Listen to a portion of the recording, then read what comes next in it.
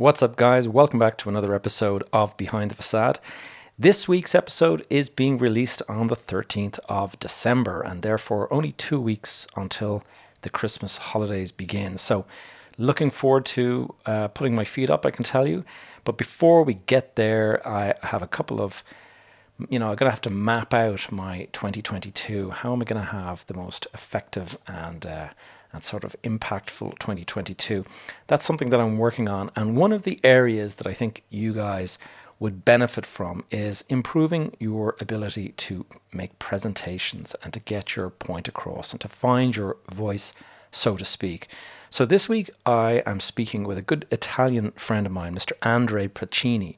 Now, Andrea specializes in this exact area. He specializes in how to give really, really professional and impactful presentations. Now, you might be wondering, Gavin, how does this relate to real estate investment? And if you're looking at it from a very direct standpoint, then, I guess you could say it does not. But remember, this podcast, it's all about your mindset. And I think a good mindset is one in where you do not judge so quickly. You don't jump to conclusions.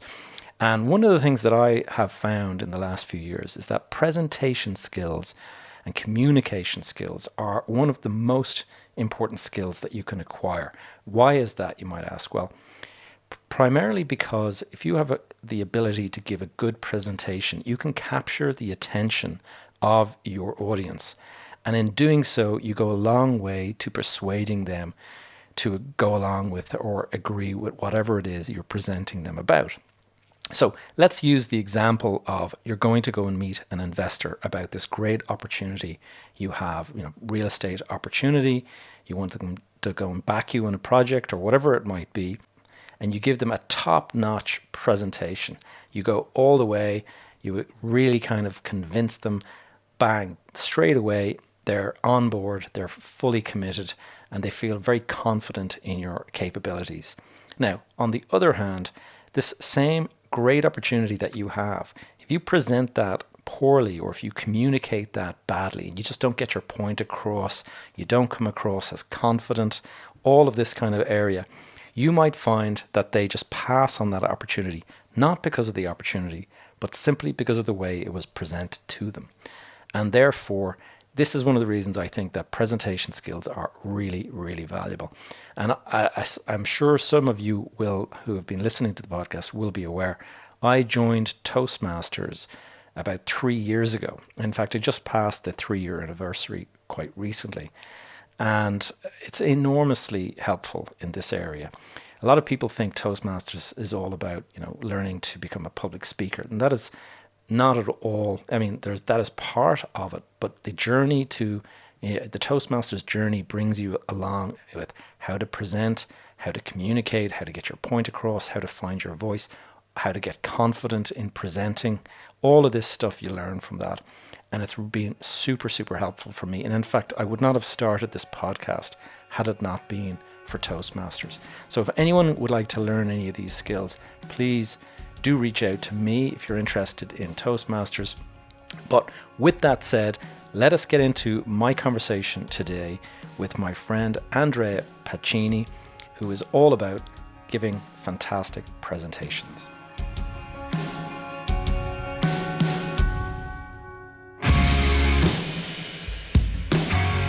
You are listening to Behind the Facade, and I am your host, Gavin J. Gallagher. On this podcast, I explore the mental and emotional game often playing out subconsciously, both in your mind and the mind of everyone else in the real estate or property investment market. The key to success in this game is to master your mindset, your behavior, to take control of your thoughts, your emotions, and most importantly, your ego. Welcome to the show. All right, Andrea Pacini, tell me, how are you today? Good to see you. Very good. Good to see you too, Gavin. It's great to catch up after a couple of years. Now, that accent, of course, to our listeners today, that is an Italian accent, but you're not living in Italy. You are based in the UK. Is that right? Yes, I'm in the UK. I'm in London, but you're right. I'm Italian. I moved to the UK about 10 years ago. Okay, great stuff. Well, we're going to get into all of that today. And just for the purpose of the guys that are listening for the first time, what do you specialize in, Andrea? Public speaking and presentation skills. So it's all around all things presentation skills. Okay, and tell us just, I mean, an Italian man living in London, there's got to be a story that brought you here. Can you take us a little bit through your journey to bring us up to today? Yes. So a couple of things in terms of being Italian and moving to the UK. I've always been fascinated by the, I don't know if I can call it the English way of doing things, living and working. My very first experience, Gavin, was actually in Ireland, where you are as a student. I spent 1 year in Sligo, which is a small town in the west West. coast. Yeah. I know it well. My family are from Sligo originally. Oh, wow. Yes. And that's why I really learned English. And so I've always been fascinated by the UK and Ireland, let's say the English world. And that's why after university, I decided to start my professional career abroad. And in terms of the reason why I'm doing what I'm doing as a presentation coach is because many years ago, Gavin, when I was in Italy, still in Italy at university, I came across a book that changed my life, which is Presentation Zen by Gar Reynolds. And that book opened my eyes to what it really means to create and deliver powerful presentations. And it also made me understand that most business presentations suck. And so I started my journey to trying to become the best presenter I could be. And then at some point, I said, I could actually help others now improve their presentation skills. And that's what I did. And just so you know, Gavin, the very first thing I did, I remember, was to start a blog, Echo Presentations. And I was super passionate about it. Every week, I would publish a new article. And I thought it was great. But I think in a couple of years, maybe two people read my articles in total. And one was my wife. So it wasn't really making a difference. But to cut it short, I didn't give up. And eventually, that blog became a company, which is now Ideas on Stage UK. And just to give our listeners an idea, in the last 11 years at Ideas on Stage, we've been working with thousands of clients, from small business owners and professionals to companies like Microsoft, Lacoste, the World Bank. We've been coaching more than 500 TEDx speakers so far. Wow. And that allowed me to combine my passion for good presentations with another passion I have, which is doing good through business. I believe, Gavin, that business can and should be a force for good in the world. And that's why today I often work with purpose-driven entrepreneurs and their teams who want to grow the business, increase the influence, make an impact through representing. And that's it. Well, that's a great introduction, as I would expect. Very good presentation. And I mean, one of the reasons why I wanted to have a great conversation along this line is, a lot of people listen to this podcast are property investors. They're looking for property advice.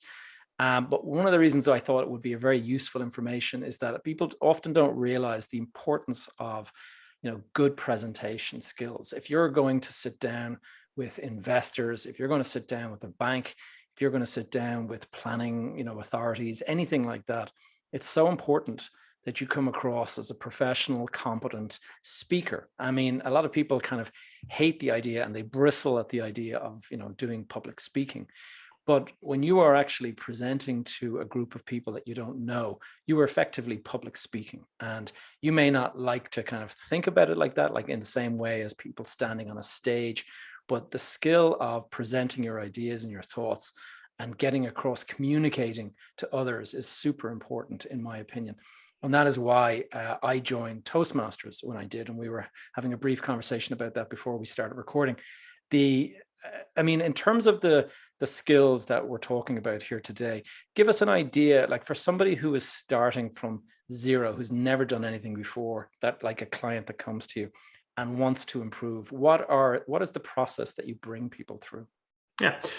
There are three key areas we need to think about if we want to improve our ability to pitch and present and communicate ideas. And you're right, Gavin, it doesn't have to be a big on-stage conference keynote. Three key areas, which are the three key arts of presenting: message, visuals, if we need them, and delivery. So first of all, and that's the most important area, we need to be able to develop a compelling and captivating message. Without that, without a story that resonates with the audience, nothing else helps. So that's the biggest area. The second area is the visual side of things. And this is when normally, like in business, we normally work with business presenters. So we often use a presentation tool like PowerPoint. It could be any other tool. It doesn't make any difference. Now, we don't have to use slides all the time. But when we do, we need to avoid the typical death by PowerPoint with lots of text and bullet points. It doesn't work. We can talk about it later if there is an interest. So that's the second area. We need to be able to use the presentation tool as an amplifier of a message if we need it. And then the third area is our delivery skills. So we have a great message, great, but that's not enough. We also need to be able to deliver a message in a way that's comfortable and convincing. Because say, for example, that you have a great message, but if the way you deliver your message is not very effective, it's a bit like having a Ferrari without knowing how to drive. It doesn't really make sense, right? If we've got that great car, which is your great message, we also need to make sure how to drive it. We need to make sure that we know how to drive it. We need to make sure that we know how to deliver a message in a way that's comfortable and convincing. So 3 key areas: message, visuals, only when it's required, and delivery. Brilliant. Yeah, those are the ones actually that totally resonate with me, because anytime I'm doing a presentation, I find it a lot easier with visuals, because you capture, I think it's kind of a mental link between the message that you're giving and what people are seeing visually with their eyes. And so I tend to do an awful lot of PowerPoint, but like you say, I try to make it not full of text and make it sort of something that is a little bit more easy to the eye and just something that connects people with the idea or the message that you're kind of passing on. In terms of, I mean, actionable steps, like let's take us through, first of all, the message. Like, how do you come up with a good message? I mean, people kind of might sort of think, okay, I got a great idea.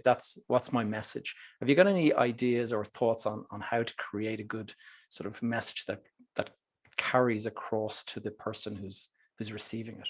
Sure. So the first thing, and that's connected to one of the key mistakes I see. One of the key mistakes is that people jump into the presentation tool way too early in the process of creating a presentation. So a lot of people start the process by just opening up PowerPoint and putting together some slides. Whereas before that, we need to do a few other things. And apart from, of course, super important, knowing the audience and making sure that you have a good and action-oriented objective, but connected to your question, Gavin, first of all, what we need to do is we need to brainstorm. We need to brainstorm effectively so that we can identify lots of interesting ideas that then we can include in the content of the presentation. And for example, one of the things you can do, what we do with our clients, in a brainstorming session, we have a brainstorming technique that we call ATR, which stands for Audience Transformation Roadmap, or ATR. We need to transform the audience with our presentation. And essentially, what you want to do is you want to ask yourselves a few questions, both before the presentation and thinking about what will happen after the presentation. So the questions are, okay, today, before the presentation, what does the audience know about my subject, about my topic? What do they know? Or what is it that they don't know about it, if it's relevant? So these are the facts. Okay, which is important, but it's not enough. We also need to go down. Another question: what do they believe? What do they feel today in relation to our subjects? These are not the facts. These are the beliefs, the feelings. And then also, what are they doing today in relation to your subject that you may want to change? And you come up with a few ideas. You write them down. Then you repeat the same process, but thinking about after the presentation. So after the presentation, what do you want your audience to do? What actions do they need to take? And then what beliefs do they need to have? What do they need to believe? What do they need to feel so that they take those actions? And then what do they need to know? And so this is a way for you to start thinking about not only what the audience needs to know, Because yes, you want to share some information, but that's not the only thing. If all you want to do is share some information, make a phone call, send them an email. There is no need to give a presentation. But that allows you to come up with messages and ideas that are also focused on what the audience needs to believe, feel, and do. So that's the first thing. And then once we've got lots of ideas that potentially we can include in the content of the presentation, it's a matter of translating those ideas into a clear storyline, a clear structure.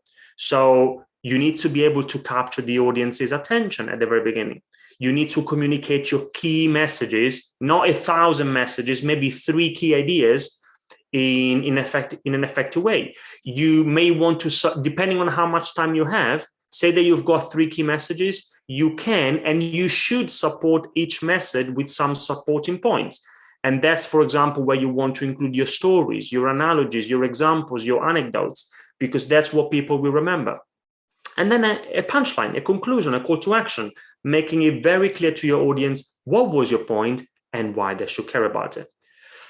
So again, this is very high level, but that's the kind of the step-by-step process that we take our clients through for them to be able to develop a compelling message.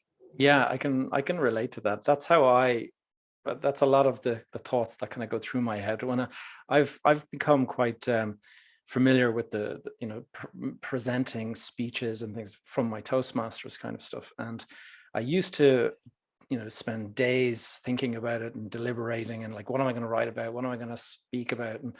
And over time with practice, it actually becomes much, much easier. And I've gotten to the point now where, 30 minutes before the speech, I can actually sit down and write the speech and actually just go straight into delivering it without a huge amount of preparation or anything like that. But it's amazing how when you start out that process, it takes an awful lot of it's nerve-wracking, that early stage. And when people realize that it's just a matter of sitting down and practicing and putting what you've mentioned there into practice on a regular basis, you can actually make it quite easy and enjoyable. You can go out and just do this kind of quickly without too much work. In terms of the presentation or the visuals side, I'm curious how you work with visuals, because that is the point. Your message, I write down stuff and that is my message. And then when I'm coming up with the visuals, a lot of the time I'll put visuals in that kind of, do connect the thought with the visual.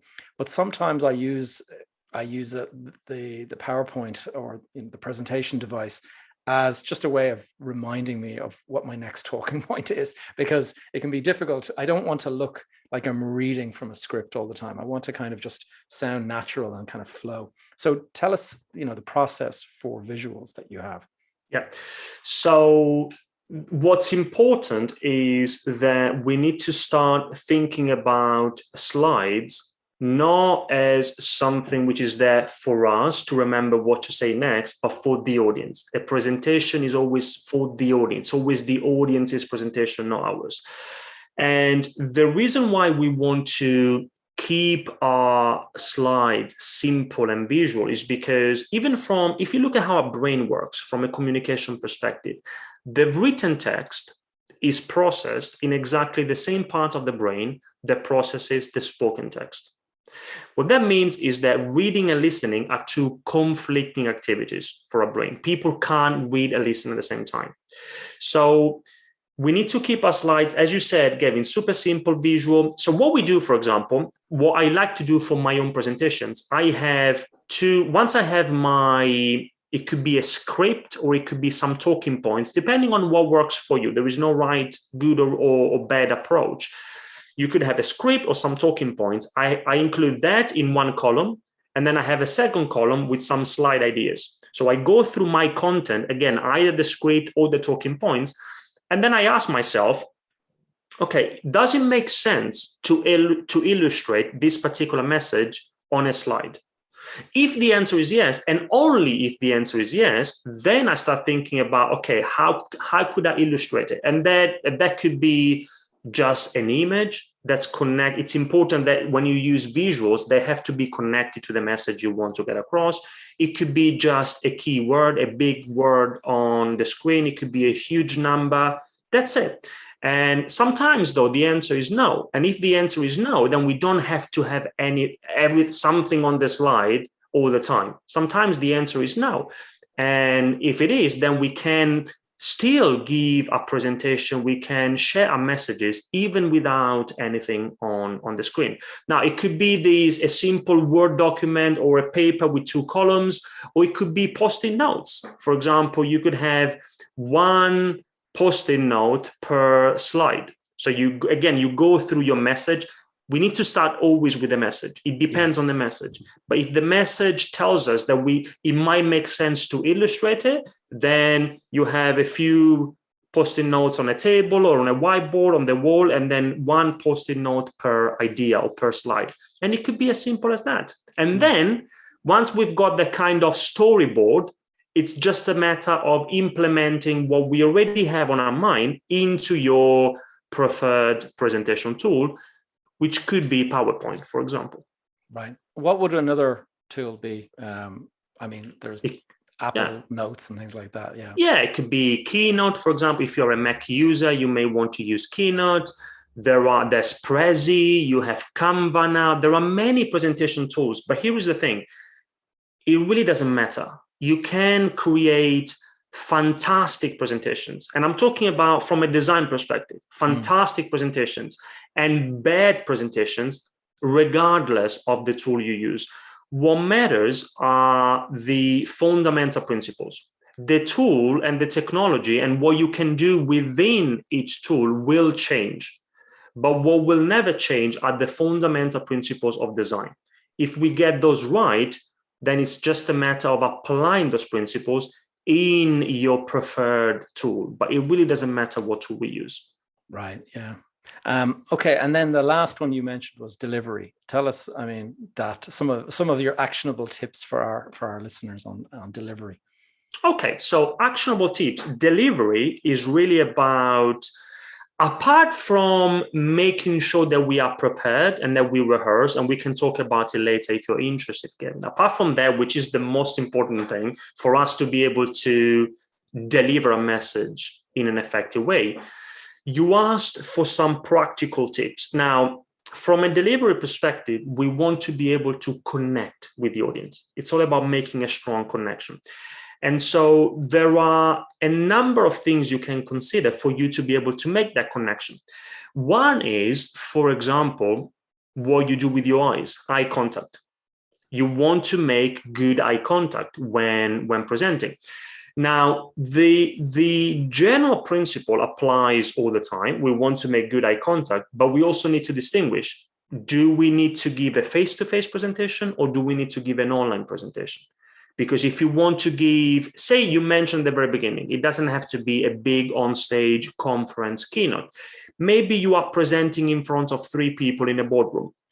Now, what you want to do there, if you really want to have good eye contact, ideally, you should look at each person in the room for a complete sentence or just for a few seconds. Whereas the mistake I see is that often, whether we are aware of it or not, we let our eyes fly around the room way too quickly. We are afraid of making good eye contact. So you want to look at each person in the room for a complete sentence. And only once you finish the sentence or after 2 or 3 seconds, then you can change the person you are looking at. If it's a bigger room, same principle, but instead of looking at each person in the room, you could look at each area of the room. So that's what you want to do face to face. Now, online, what do we need to do? Well, we need to look at the camera. That's where the audience is. Whereas most people look at like, for example, now I'm looking at myself on the screen. Now I'm looking at you, Gavin. And that's what most people do, because it's uncomfortable if we're not used to it to look at the camera. But again, it's their presentation or ours. So that's how you make good eye contact online.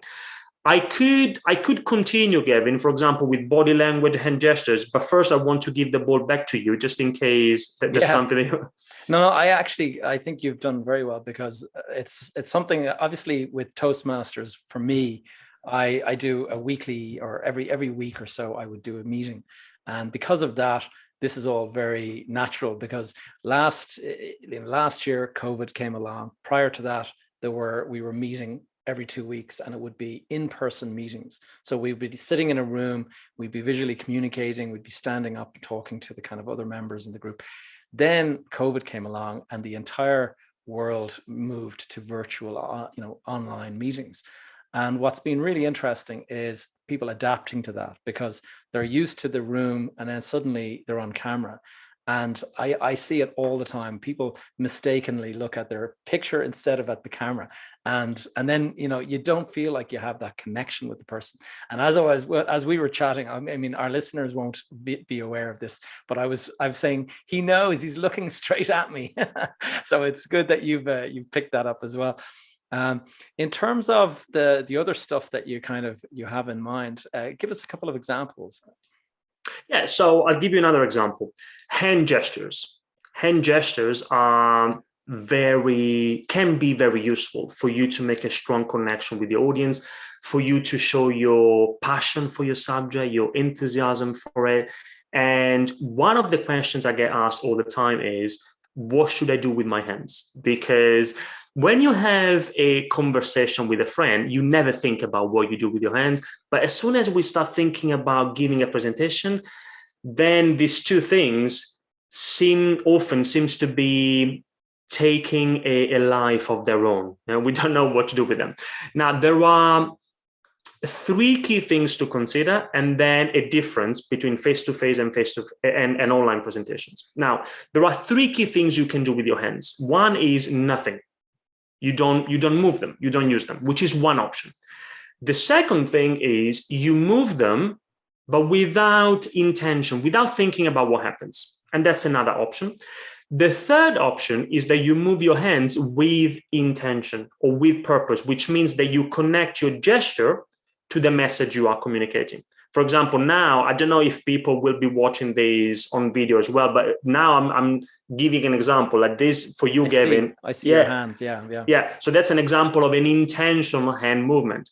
Now, the key, I'm not suggesting anybody to always use intentional hand movements, because otherwise it would be too much. It would be fake.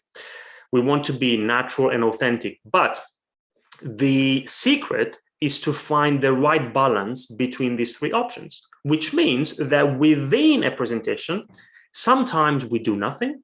We have a rest position. We don't have to use our body, our hands all the time. Sometimes we move our hands without thinking about what happens, without connection to the message. And then an exercise I encourage everybody to do is to plan. Say that you have an important presentation coming up, depending on how long it is, but you could plan 3 to 5 intentional hand movements. So you go back to your content, and as you rehearse, which is important to rehearse, you can think about, okay, what could I do with my body, with my hands, which is linked to the message I'm getting across. And if you do that with practice again, you should be able to find the right balance. Just one more thing, and then I finish, is online, just a little tip. We need to keep our hands just a little bit higher than we would normally do in a face-to-face presentation or conversation. Now, again, I don't know if people will be watching us, but now I'm keeping my hands. Yeah, I think I will publish this interview because of the visuals. I think it's important that we actually have this for the benefit. So I'll put it on my YouTube channel when we've done this. Perfect. So you see, now I'm keeping my face to face. It would be strange if I kept my hands here, but online, again, as long as we don't do it too much, but the audience needs to see them, so they need to be within the view of the camera. So we need to keep them a little bit higher. So that's another distinction. So you see, that's what I meant before, Gavin. From a delivery perspective, the principles are exactly the same. You want to use your body, you want to make good eye contact, but the way you do it differs depending on whether it's a face-to-face presentation or online. Yeah, I can see that. It's important.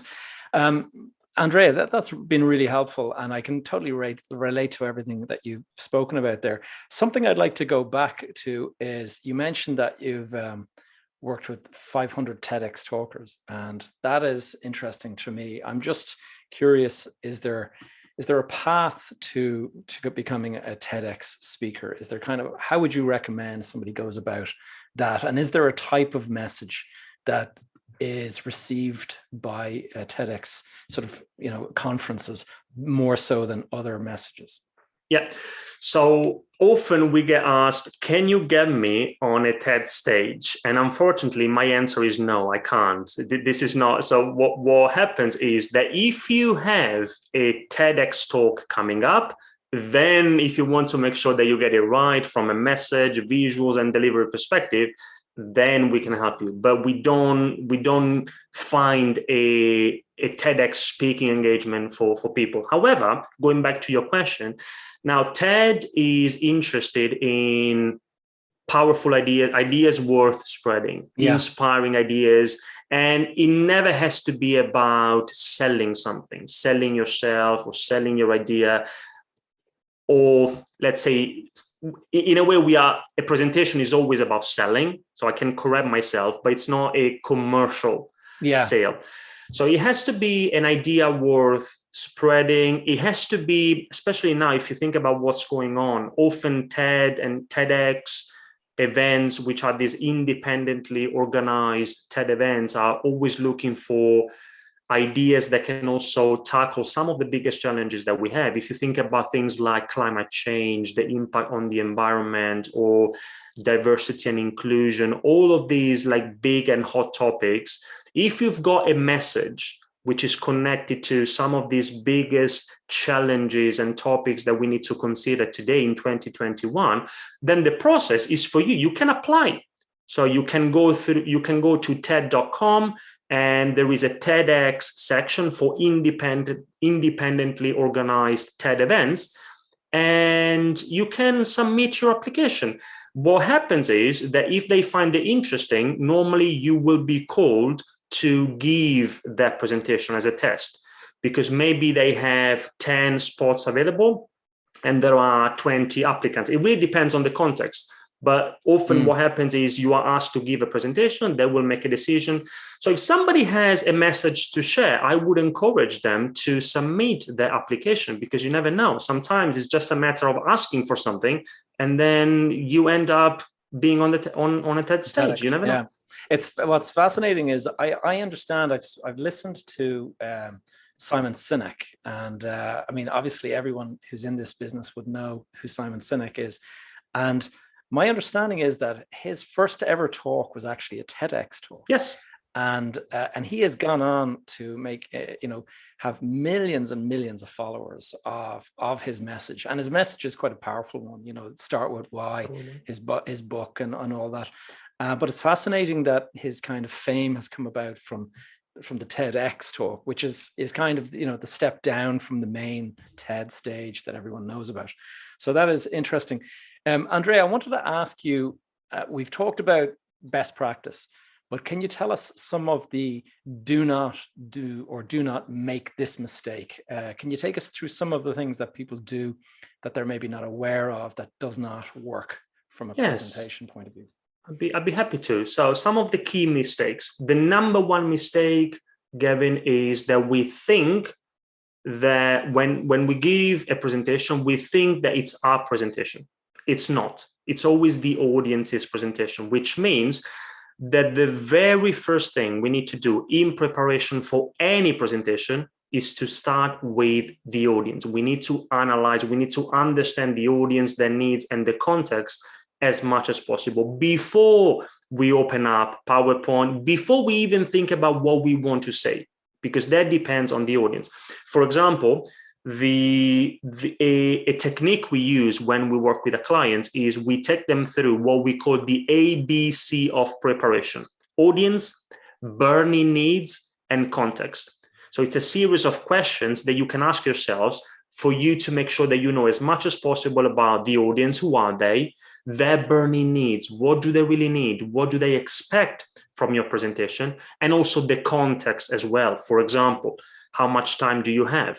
How many people will be in front of you? Is it online? Is it face-to-face? That's the context. So that's the first mistake. Don't start with PowerPoint. Don't start with you, with your message. Start with the audience. The second mistake is that we think that our objective when we give a presentation is just to share some information.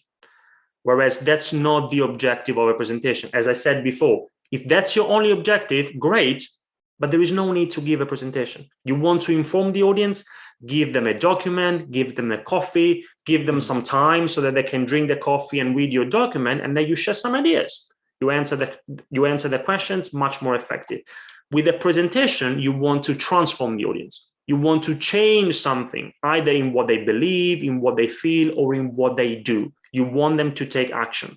Persuade. So, persuade, motivate, inspire. That's the objective of a presentation. Another mistake is, as I said before, that we jump into the presentation tool way too early, whereas first we need to, after the audience, then we need to start brainstorming, as we talked about before, Gavin. We need to brainstorm to identify our key messages. We need to translate our key messages into a clear structure. The other mistake, and I'm going high level as quickly as possible, Gavin. The other mistake is that when we end up on a presentation tool like PowerPoint, we use too much text and bullet points, whereas we need to use them. We need to keep our slides simple and visual, because that's what works from a presentation design and communication perspective. And one more mistake is that people don't prepare themselves. They don't rehearse. And they leave it to chance. And what happens is that it's a bit like motor racing.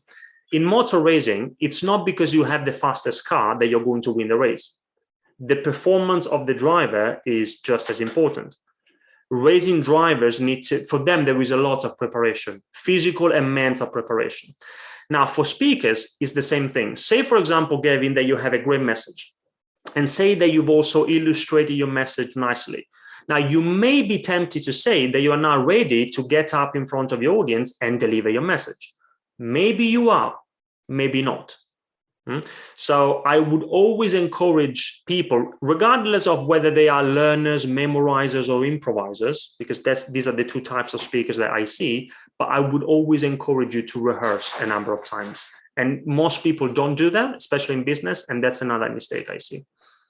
Actually, I've got an interesting kind of explainer to that, and it's I can remember years and years ago. This goes back. This will show my age. It goes back to, I think it was when Bill Clinton became president of the United States, and he had his speech prepared, and he had been rehearsing, and people were sort of saying, "Come on, Bill, you've got a auto cue, up there. So what the hell are you rehearsed for? You can just kind of deliver it." But he was insistent, and he kept on going like that.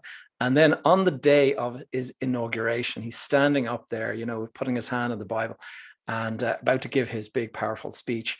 And the teleprompter was not working, and it was out of order. And so he went on to deliver his entire speech from memory, just because he had rehearsed it so many times. And if you had been waiting for that, prompting and all that kind of stuff, it would have been a complete disaster. So, Gavin, that's a great example. Can I mention a similar example, but which didn't go well because of lack of preparation? So you might have seen a few years ago, it was big in the public speaking world. Michael Bay, who is a Hollywood movie director, so he knows a lot about what he's talking about. And you can find this on YouTube. If you type Michael Bay, I think it's one of the first things that come up anyway.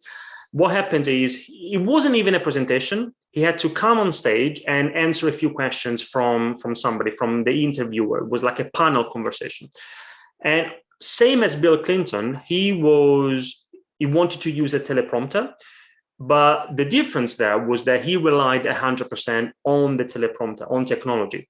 And of course, technology failed. And by the way, the attitude we should always have, especially now, even more online, but also face-to-face, is that if technology can fail, it probably will. So that's why we need to be prepared. So he comes on stage and then the teleprompter fails. And so he doesn't know what to say, he doesn't know what to do. And eventually, after a few seconds, he decides to get off the stage. So it's the typical, we call it fight or flight response. And he decides to fly, to get off the stage.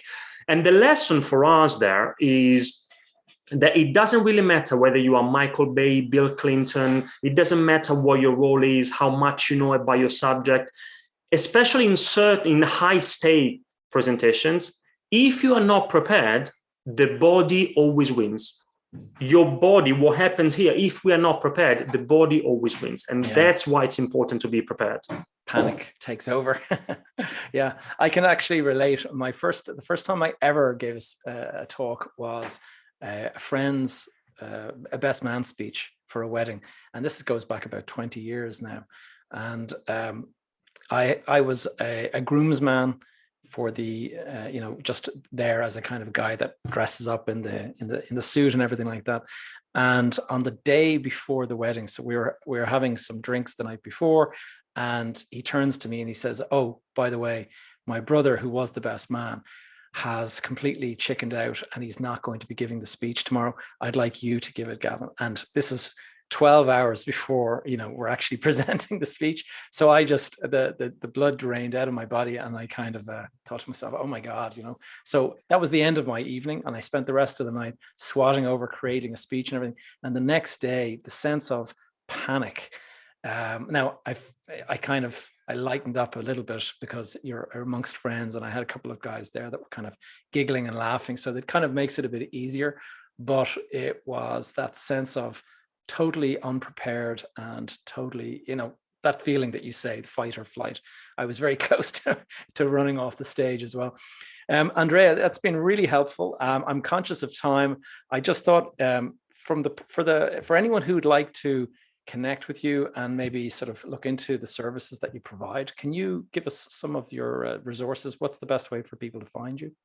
Sure, a couple of things. The main social media channel that I use is LinkedIn, so people can find me there. Our website is ideasonstage.com. And for those who are interested, then I'm very happy to provide access for free to a book. So I don't know whether I did it or I can do it. I don't remember now, Gavin. I can send you a link. If you send a link, I'll include it in the show notes. Yeah. Fantastic. So for those who are watching here, the orange book that you see behind me, this was written recently and published by a colleague of mine, Phil Wakener, Business Presentation Revolution. And you can find it on Amazon. But for your listeners, then in the link in the show notes, they can get free access to the PDF copy. Now, of course, I'm biased, but I do think that it's a very good book, Business Presentation Revolution. And that's one thing they can do. That'd be fantastic. Yeah. Thanks very much, Andrea. Final bit of advice, just I often ask this question of my guests, and it's, knowing now what you know, what advice would you give to your 20-year-old self, looking back, if you had the ability to communicate? Yeah, the advice, and I love that question, Gavin. The advice I would give myself has nothing to do with presentations and communication, but it has a lot to do with business in general. And what I would say to myself is start earlier. So I started my business and I could have done it earlier in the process. So what I did was I went to university, which I think I would do anyway.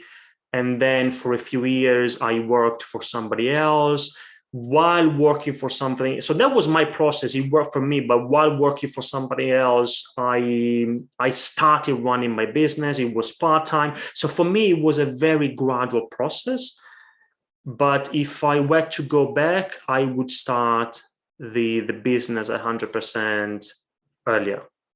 So not go for the side hustle kind of route. Go jump in if you can. I think the side hustle was really, really good, but because I had no other choice, I was working for somebody else. But what I would do now, if I were to go back after university, I would give it a try, start a business 100% and see how it goes. Now, of course, if you are working for somebody else, but you are motivated to do your own thing, then a side hustle is the only thing you can do, and it is the thing you have to do. Yeah.